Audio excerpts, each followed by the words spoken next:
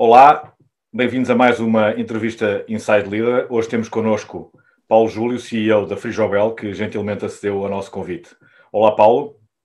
Antes de mais, gostava de lhe perguntar, porque penso que toda a gente terá curiosidade, qual foi o percurso da Frijobel e como é que a Frijobel chega onde chegou hoje? Bom, a Frijobel é uma empresa familiar que foi fundada em 1988, portanto estamos a falar de 32 anos de vida, e tem, eu diria que, várias fases importantes. Há uma primeira fase que é sobretudo a década de 90, que é uma fase de afirmação de uma empresa que tem uma base sobretudo regional em termos de vendas. E começa-se a afirmar no mercado em termos de comércio e distribuição no retalho, nos restaurantes, nos supermercados, mini-mercados. O core business da empresa é pescado e marisco ultracongelado, apesar de depois ter outras famílias de alimentos congelados. E a base industrial é embalamento. Bom, falamos da década de 90, a primeira fase, ainda no final da década de 90 se dão as primeiras exportações.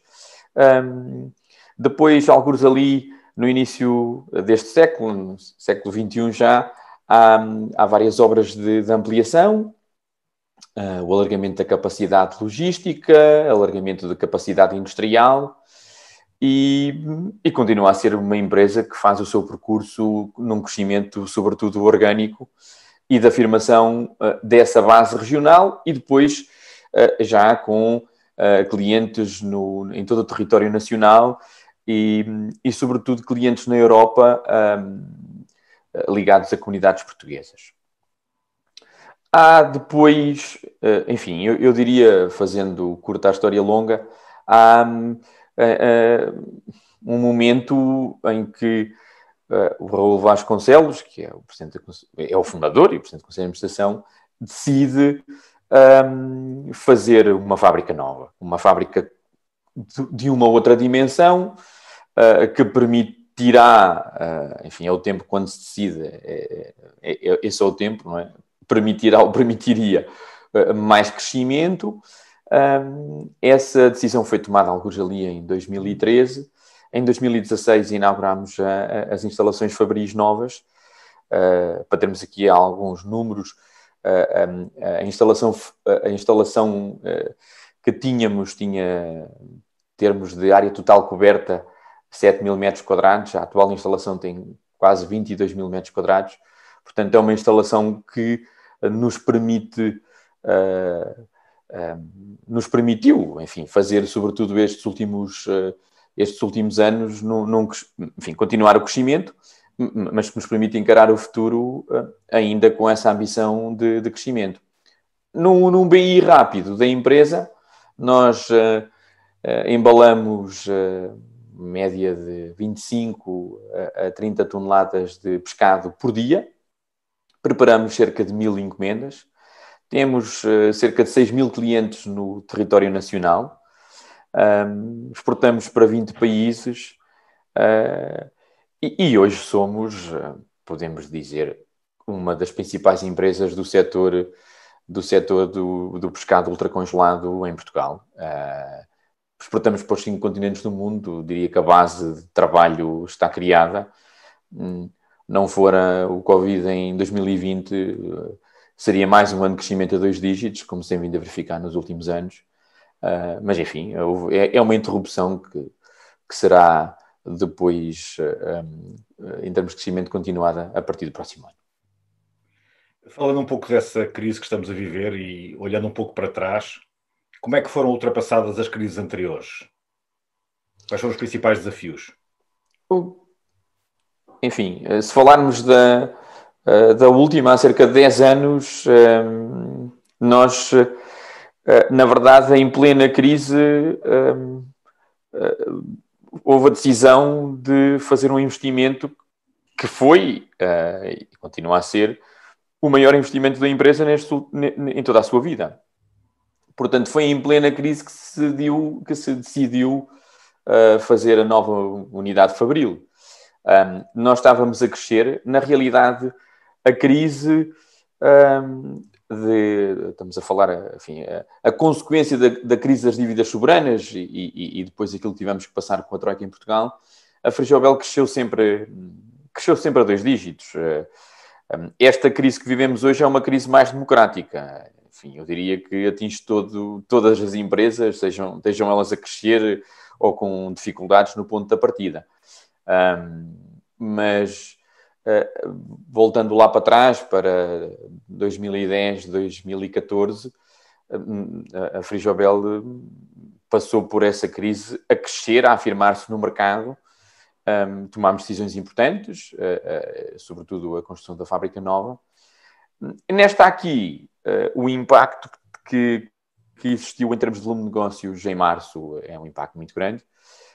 Nós tivemos uma diminuição de volume de negócios na ordem dos 40%. Obviamente que o tamanho da empresa é outro. O ano passado a Frigobel faturou 50 milhões de euros. Em 2012 tínhamos faturado ali no 2012, porque é o meio da crise, da última crise, estávamos a faturar 18, 19 milhões de euros. Portanto, há aqui uma outra dimensão, o impacto de consequência é maior, mas enfim, estamos estruturados, suficientemente fortes em termos financeiros e estruturados em termos daquilo que é a nossa organização para, uma vez passada estes próximos meses, voltarmos à senda de crescimento. E em termos comerciais, como é que se ultrapassam estas crises? Esta é seguramente bastante diferente da anterior, desse ponto de vista. O que é preciso fazer? Nós... desde logo o que fizemos, ou tomámos a decisão de não tocar na equipa comercial. Nós temos uma equipa comercial de cerca de 50 pessoas. Entendemos que, apesar de estarmos a vender bastante menos, isto posicionando-nos entre março e maio, achámos que não devíamos tocar na equipa comercial. Ou seja, a nossa força de vendas devia ficar intacta, preparada para o momento seguinte. Na realidade, até já aconteceu o seguinte, porque nós, entre março e junho, enfim, foi o impacto maior da primeira vaga da pandemia. Depois recuperámos bastante bem. Aliás, setembro já foi um mês positivo em relação a setembro homólogo de 2019. Outubro foi outra vez mau por causa desta segunda vaga. Mas neste tempo que mediou entre maio e outubro, nós contratámos delegados comerciais e, sobretudo, contratámos pessoas que ficaram disponíveis no mercado por insatisfação que tinham com as organizações onde estavam. E, portanto, primeiro ponto, a equipa comercial não só sai disto intacta, como a estrutura comercial é maior ainda. Sai reforçada. Em termos daquilo que foi a reação, em termos daquilo que é a estrutura de custos fixos, é evidente que quando nós preparamos diariamente 1000 encomendas e passamos a preparar de repente 500 encomendas ou 600, há que reduzir alguma coisa. Enfim, nós ali entre abril e maio reduzimos algumas áreas, havia vários contratos que não foram renovados porque verdadeiramente não havia trabalho.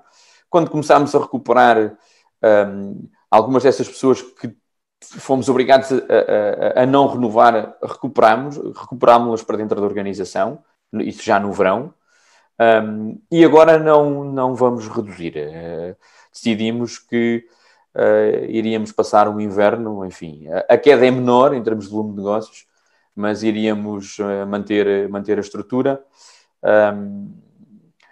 A grande diferença entre a segunda vaga, em termos daquilo que é o impacto na empresa, e a primeira vaga é que na primeira vaga houve realmente encerramento de cerca de 2.000 clientes. Houve mesmo encerramento, agora não. Agora, enfim, o canal Horeca continua aberto. O que acontece é que compra bastante menos do que comprava e, portanto, isso obviamente acaba por ter o impacto no plano de negócios. E estamos a investir. Nós estávamos já com o projeto de construção do novo centro logístico de Lisboa, e que, entretanto, cujas obras, entretanto, se iniciaram há cerca de 2 meses. Estamos a fazer esse investimento e, por outro lado, nas linhas de produção, também o que fizemos, instalámos uma linha nova de produção para produtos de embalamento em vácuo, que visa sobretudo os mercados de exportação, mas também o mercado de retalho em Portugal.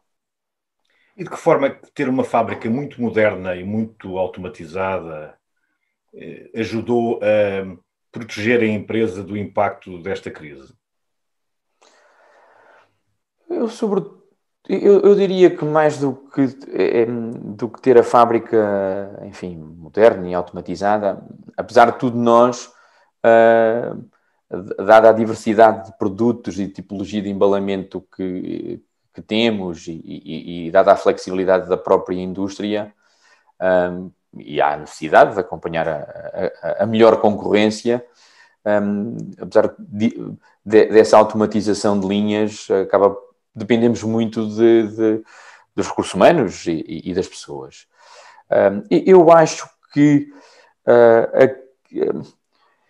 aqui, em termos de crise e do impacto que tem nas empresas, o que nos deixa, enfim, confortáveis no sentido de olhar para o futuro, porque não é confortáveis no sentido de não ter dinâmica.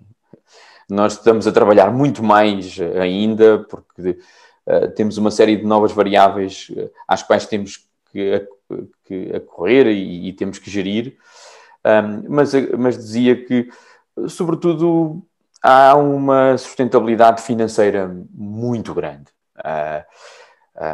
Com isto tudo, não deixamos de ter flexibilidade naquilo que é a nossa relação com os nossos clientes, em termos daquilo que foi os prazos de recebimento, mas apesar disso controlamos melhor determinadas variáveis que acabam por ter impacto na tesouraria.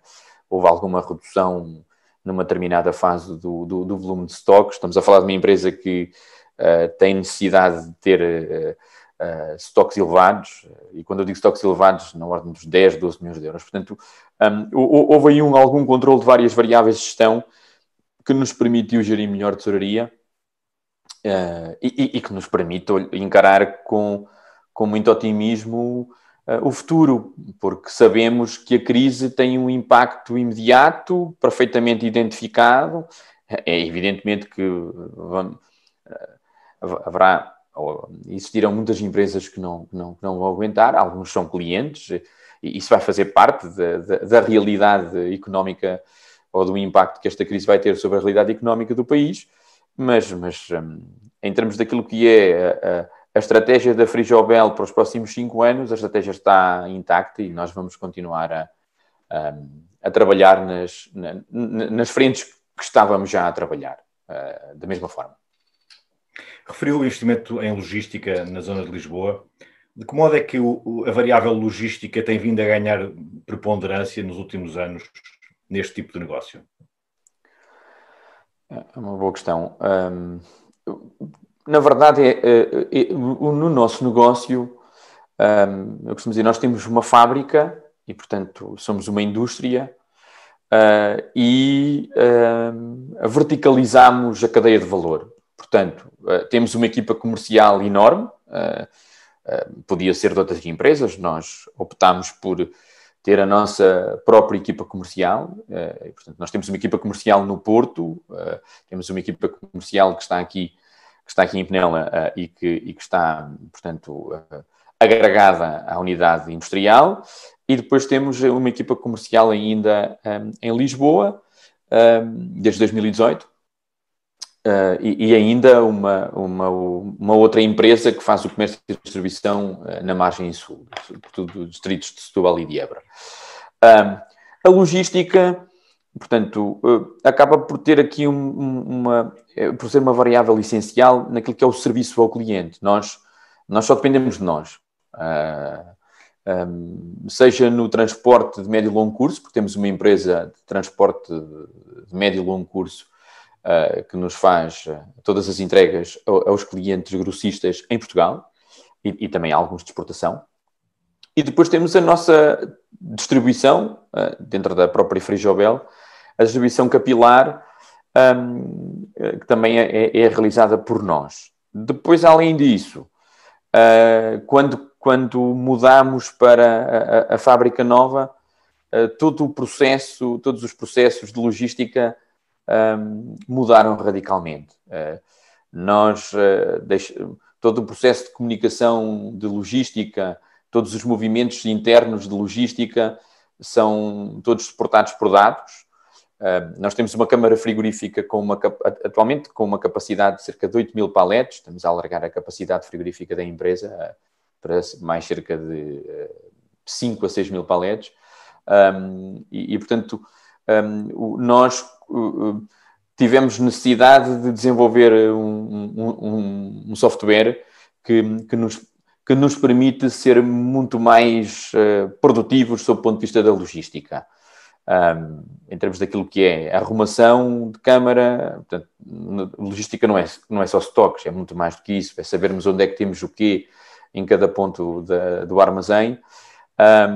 Todo o processo de comunicação, como eu dizia, ser digital, portanto, a comunicação para os empilhadores que andam dentro das câmaras frigoríficas é feita por via digital. Os operadores têm um tablet, recebem as ordens e a partir daí colocam as mercadorias nos locais que lhes são indicados.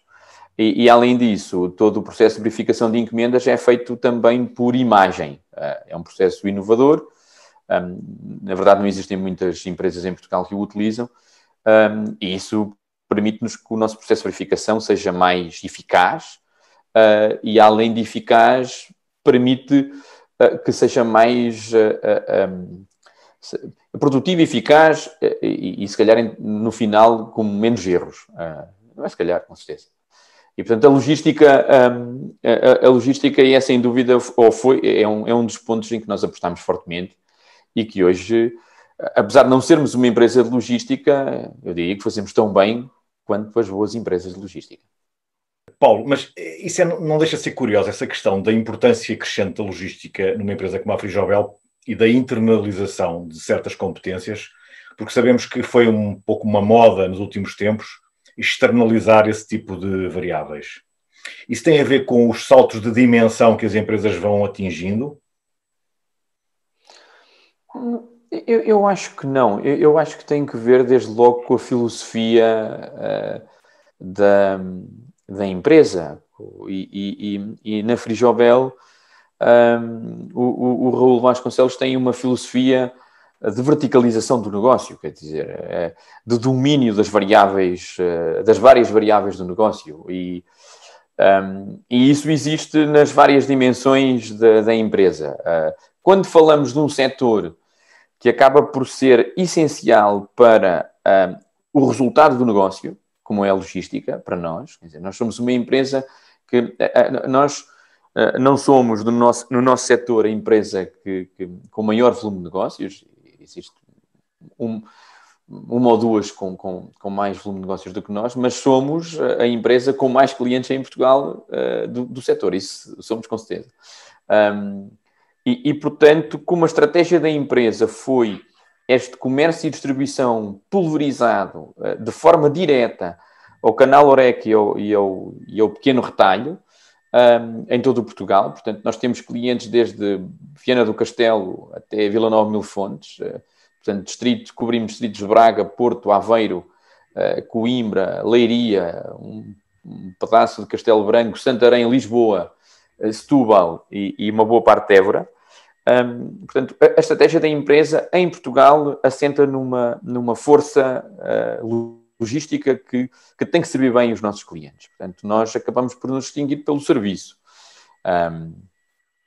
Quando falamos em exportação, enfim, uma coisa depois é falar Europa, outra coisa é falar fora da Europa.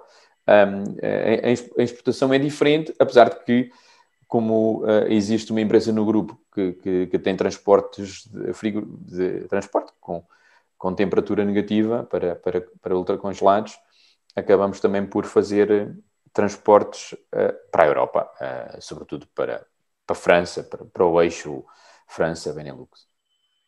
Qual foi a importância da exportação durante todo este trajeto? Foi muito decisiva para a empresa hoje ser o que é? Não, eu tenho que dizer que não. Mas vamos ver. Há aqui também várias fases. Há uma fase em que a empresa tem um conjunto de clientes com os quais foi crescendo, e os próprios clientes também foram crescendo connosco desde o início da década de 2000.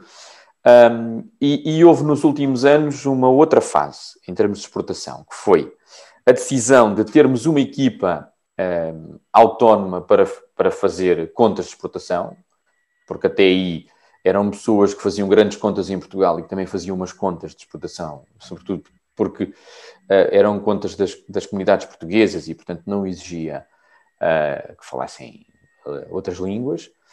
Mas nos últimos anos nós decidimos, e aí foi feito um trabalho de SAPA, aquele trabalho de exportação típico, que é pegar em listagens da ICEP e debulhar aquilo tudo e selecionar, e depois ir aos Estados Unidos, ir ao Canadá, ir a Hong Kong, ir ao Médio Oriente.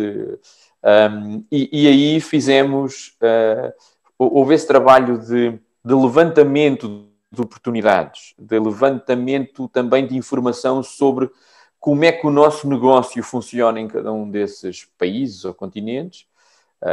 E isso fez com que nós hoje tínhamos muito perto de uma centena de clientes na exportação, nos 5 continentes do mundo.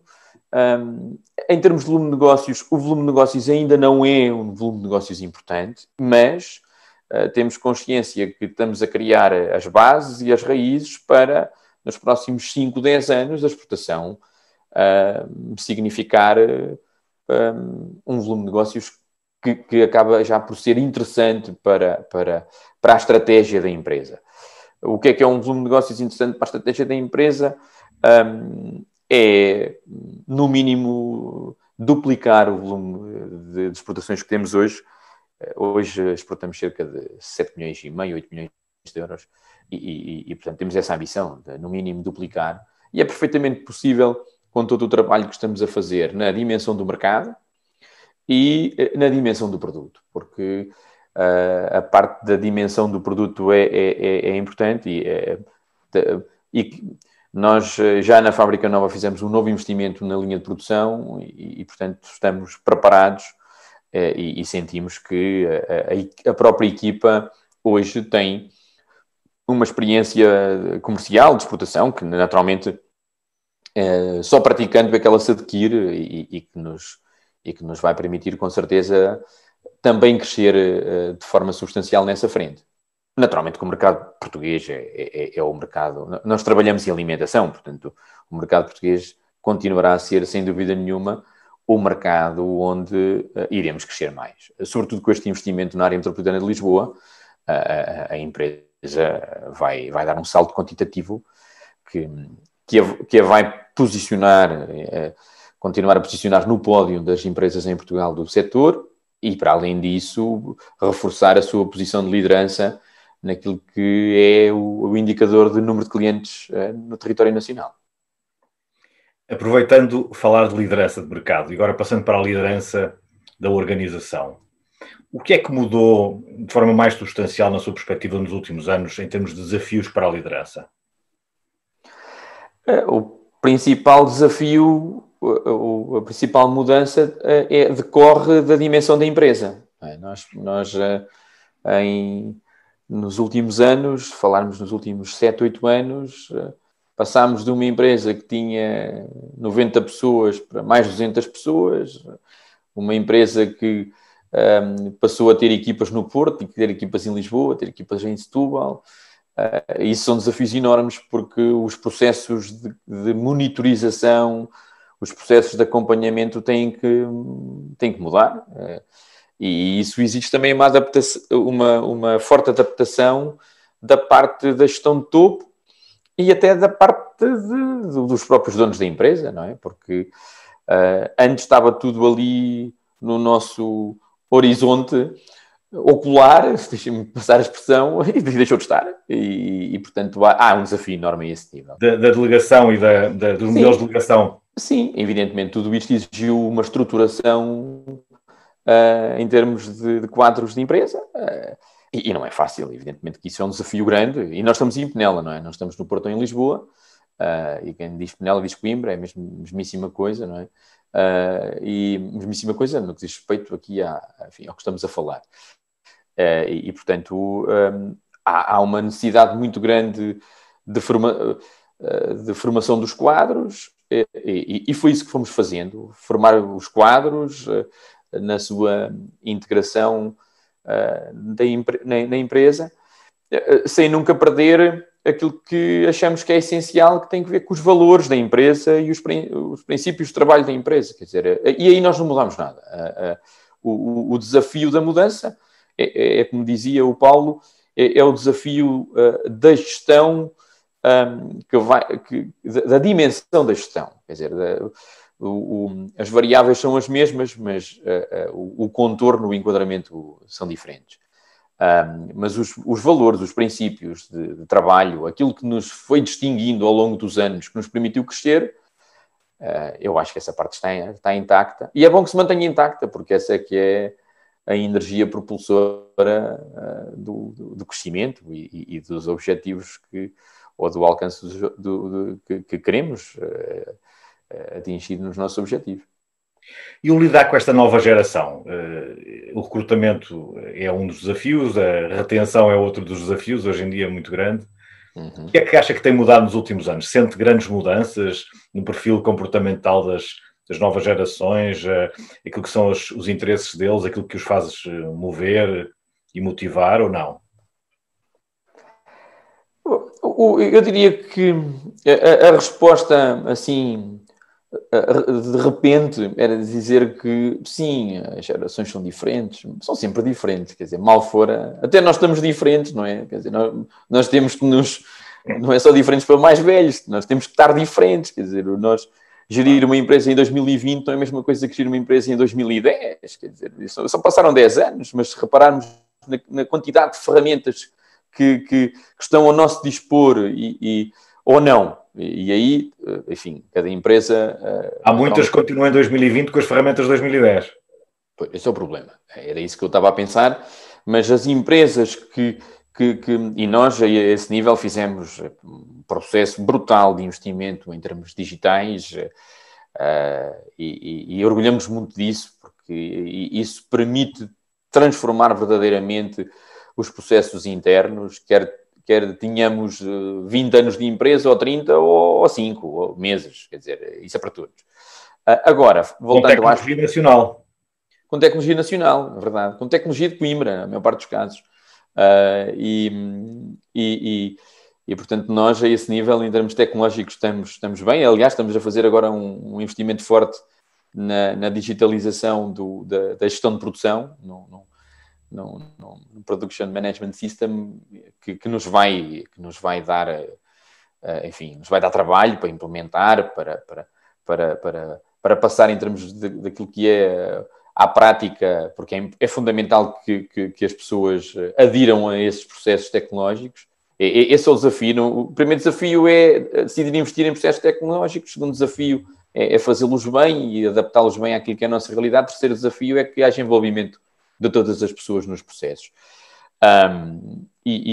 Agora, voltando às pessoas e às gerações, eu acho eu vejo que as novas gerações que vão entrando na empresa fazem um esforço grande para perceber desde logo o que é uma empresa, para perceberem os valores de uma empresa, e aí não é igual trabalhar na Frijobel ou trabalhar na empresa B ou na empresa C, sobretudo quando estamos a falar de empresas de base familiar, apesar da sua dimensão.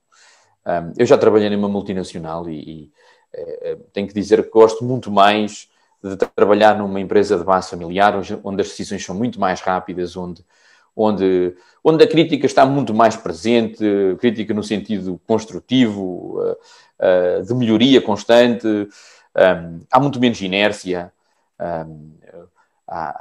é o sentimento positivo que advém da posse.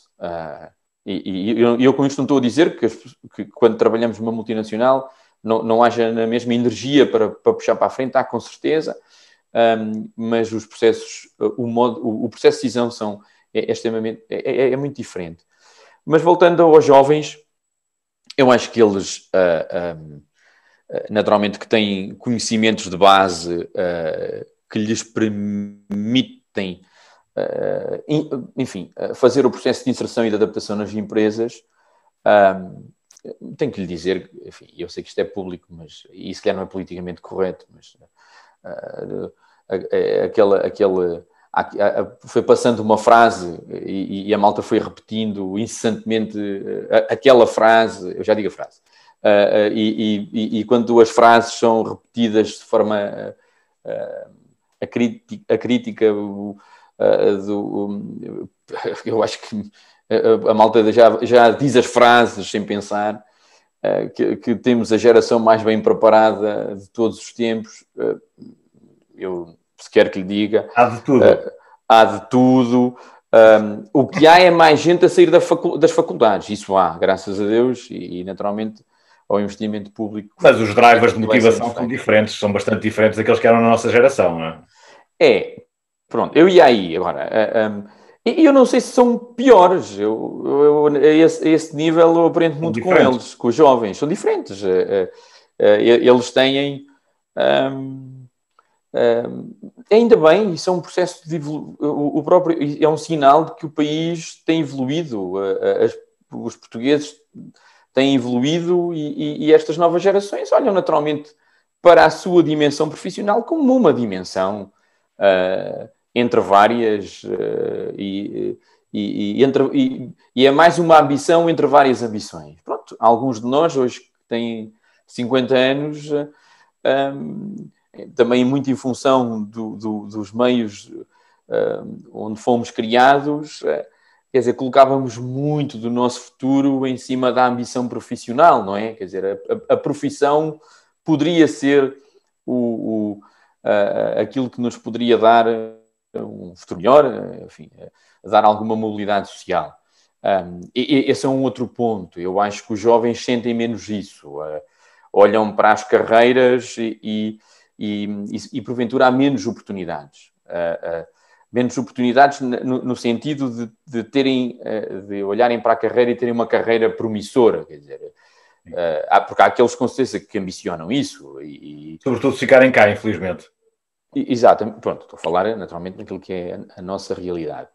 Agora, que há oportunidades nas empresas portuguesas, com certeza que há, e oportunidades para carreiras, porque, voltando à Frigobel, uma das coisas que nós sentimos é a falta de gente, pessoas que queiram liderar.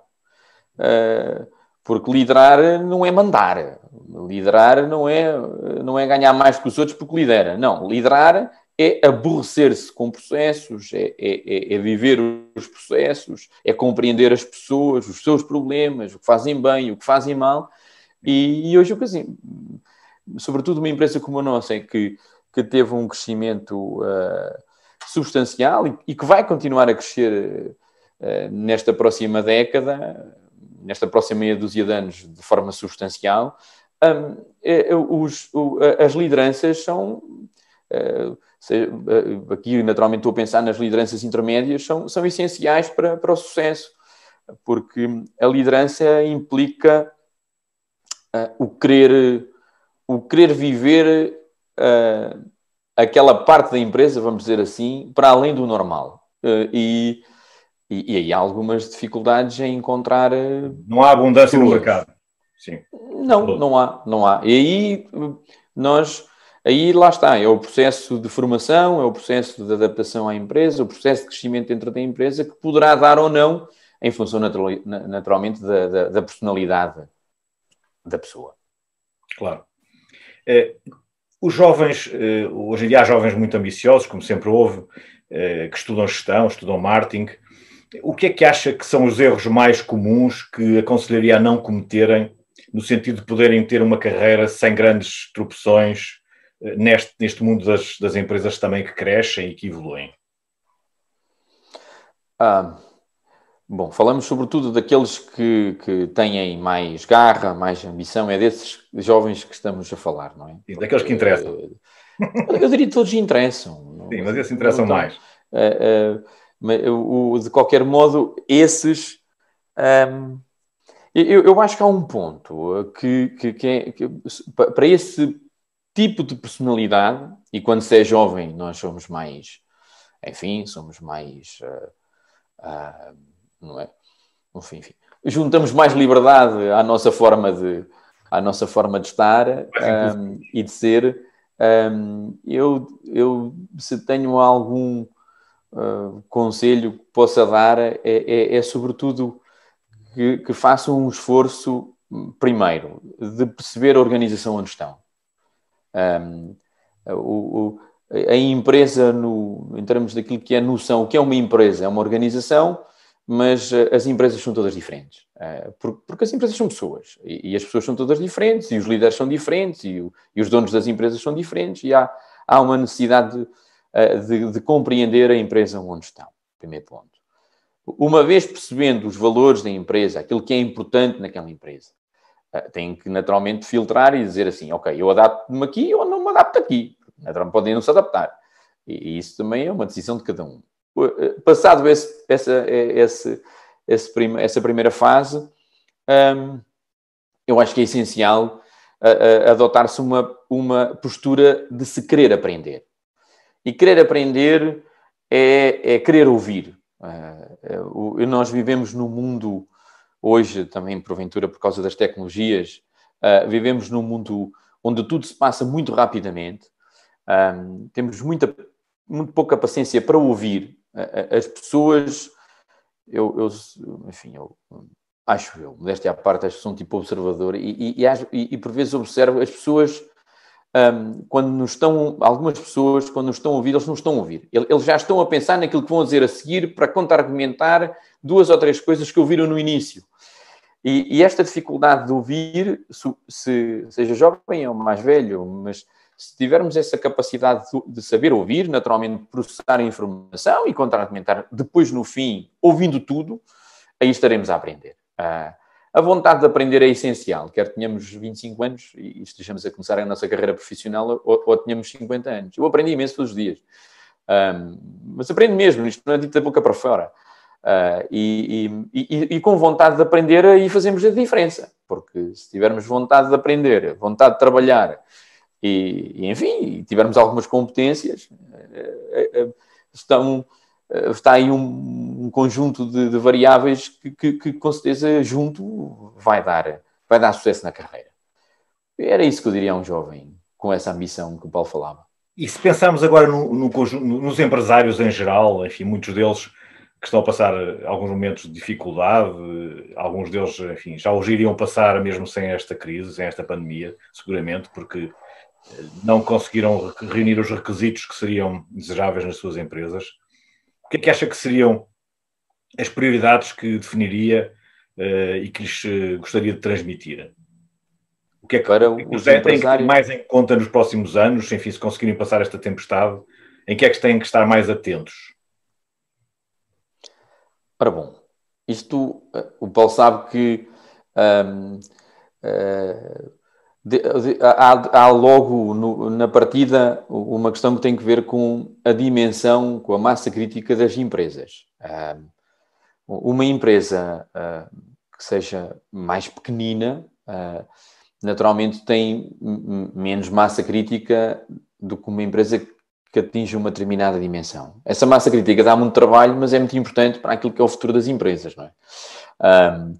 Mas o que é que eu acho que é importante? Bom, eu penso que depois aí também há que saber discernir aquilo que é a missão da empresa, não é? Quer dizer, se eu tiver uma loja comercial, quer dizer, uma loja aberta ao público, enfim, a minha missão é desde logo vender ao público e e tentarmos aí aplicar a inovação possível naquilo que é o meu serviço, o meu produto. Eu às vezes digo a brincar, hoje nós temos uma empresa agora também na área do comércio dos vinhos, quer dizer, se nós pensarmos como é que se vendia um vinho ou um copo de vinho há 50 anos, é engraçado perceber, quer dizer, hoje o vinho é vendido quase como fosse eu não digo uma peça de arte, mas há um charme associado, enfim, àquele produto. E estou só a dar esse exemplo, há N outros exemplos. E aí eu acho que nós em Portugal evoluímos muito nestes últimos 10, 20 anos. Acho que, sobretudo nos últimos 10 anos, quer dizer, começamos a dar mais importância a fatores como o design, a imagem, o packaging, o labeling, quer dizer, as marcas. E isso são coisas essenciais para criar valor. Não é? Eu acho que os italianos nisso são brutais. Falando do setor agroalimentar, eles são realmente brutais, mas eles são brutais, não é que sejam muito melhores que nós, quer dizer, eu nem acho que eles sejam melhores que os portugueses, sinceramente, não são nada. O ponto é que eles participam de feiras internacionais. Eles participam de feiras internacionais há 40 anos. Nós começámos a participar de feiras há 20 anos, quer dizer, eu tomei assim, de forma brava, contacto com essa realidade, que eles estavam umas décadas à frente de nós, numa feira que visitei agroalimentar. Eu e o Pedro Vasconcelos fomos a Tóquio e fomos à feira de Tóquio, a principal feira agroalimentar de Tóquio, e estavam lá seguramente entre 150 a 200 expositores italianos, estavam lá 100 espanhóis, estavam lá italianos que participavam daquela feira há mais de 40 anos. Quer dizer, esta realidade em Portugal é muito recente. Nós começámos a falar de exportação, ambição de exportação, olhar para o mercado de uma forma global. Isto tem meia dúzia de anos, ou uma dúzia de anos. É muito pouco na vida dos portugueses, da vida das empresas portuguesas. Agora, isto ao fim e ao cabo estou a responder indiretamente às perguntas que me fez, quer dizer, à pergunta que me fez. O que é que as empresas têm de fazer se quiserem cá ficar, não é? Porque, como dizia o outro, não estão cá as nossas, estão cá dos outros, porque claro, empresas haverá sempre.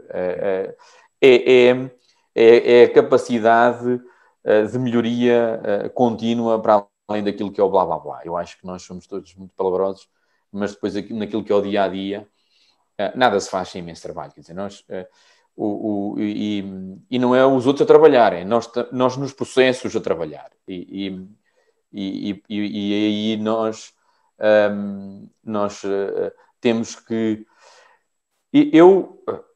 naquilo que é enfim, a minha observação dos últimos 20 anos, nós todos já tivemos contacto com pessoas que tivemos a noção de que a empresa deles ia muito bem até um determinado momento, e depois houve ali qualquer coisa com as mesmas pessoas ainda, sem mudanças de geração, mas que o próprio topo da empresa já, isto agora já vai em modo automático, quer dizer, a gente agora já chegou onde queria chegar, quer dizer, esta frase muito portuguesa do já chegou onde queria chegar, quer dizer, já lá estou, agora vou me entreter. Um empresário dizia-me, eu vivo para a empresa, não vivo da empresa.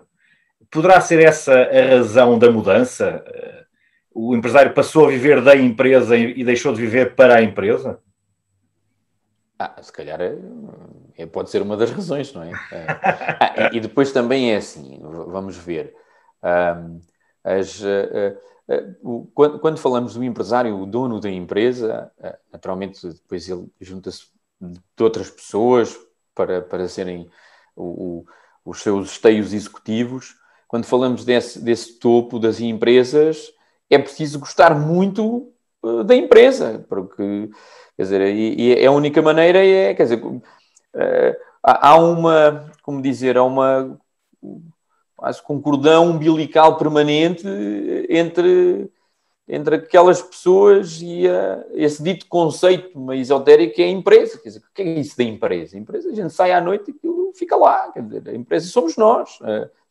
Somos nós que fazemos mexer ou não, dinamizar ou não. Agora, eu penso que a dinâmica, a procura constante de sermos melhores, no dia-a-dia, enfim, naturalmente todos temos que lidar com problemas e com erros e perceber os erros e os problemas, resolvermos aquele erro, aquele problema, mas depois, sobretudo, termos a preocupação de trabalharmos com as equipas porque é que aquilo aconteceu assim, o que é que nós temos que fazer a montante para evitar que aconteça isto. Isto tem que ser feito de forma permanente, porque se não fizermos isto, evidentemente que de forma inevitável, ao longo do tempo, vai haver uma erosão de processos, vai haver uma erosão de rentabilidade, vai haver uma erosão de qualidade de serviço, de qualidade de produto vamos acabar por ser ultrapassados por outros que têm mais energia, que ainda estão numa fase ascendente, que querem muito. Portanto, o segredo, quer dizer, aqui nada tem que ver com a idade. As empresas têm que ver com as pessoas em cada momento que têm que ter energia para puxar a coisa para a frente, com ambição.